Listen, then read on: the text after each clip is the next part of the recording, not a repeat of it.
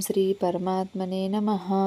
श्रीमद्भगवद्गीता अथ प्रथमो अध्याय। श्लोक 37। यद्यपेतेन पश्यन्ति लोभपहत चेतस। यद्यपेतेन पश्यन्ति लोभपहत चेतस।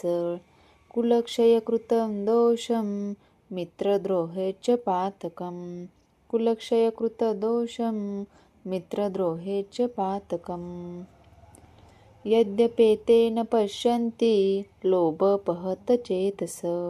कुलक्षयकृतं दोषं मित्रद्रोहे च पातकम्। श्लोक 38। कथननेयमस्माभिः पापादस्मान्निवर्तितुम्। कथननेयमस्माभिः पापादस्मान्निवर्तितुम्। कुलक्षयकृतं दोषं प्रपश्याभिः जनार्दन। कुलक्षयकृतदोषं प्रपश्याभिः जनार्दनम्। कथननेयमस्माभिः पापादस्मान्निवर्तितुम्। कुलक्षयकृतं दोषं प्रपश्याभिः जनार्दनम्। श्लोक 37 आणि 38 यांचा एकत्रित अर्थ आहे.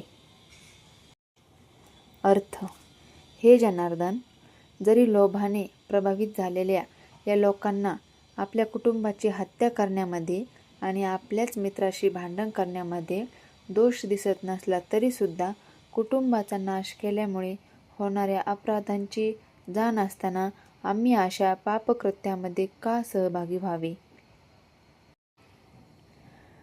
म्हणजेच तात्पर्य: एखाद्या क्षत्रियाला विरुद्ध पक्षाने युद्धासाठी किंवा द्यूत क्रीडेसाठी निमंत्रित केले तर त्याने ते नाकारणे योग्य नसते. अशा बंधनामुळे अर्जुन युद्ध करण्यास नकार देऊ शकला नाही, कारण दुर्योधनाच्या पक्षाने त्याला युद्ध करण्यासाठी आव्हान दिले होते. या संदर्भात अर्जुनाने विचार केला की अशा आव्हानाच्या परिणामाबद्दल विरुद्ध पक्ष हा अज्ञानी असावा, परंतु अर्जुन त्याचे दुष्परिणाम पाहू शकत होता, म्हणूनच ते आव्हान तो स्वीकारू शकत नव्हता. बंधनाचा परिणाम जेव्हा चांगला असतो तेव्हा असे बंधन अनिवार्य ठरू शकते, पण अशा बंधनाचा परिणाम जेव्हा अनिष्ट असतो तेव्हा ते अनिवार्य किंवा बंधनकारक ठरविता येत नाही. या सर्व गोष्टींचा सारासार विचार करूनच अर्जुनाने युद्ध न करण्याचे ठरविले.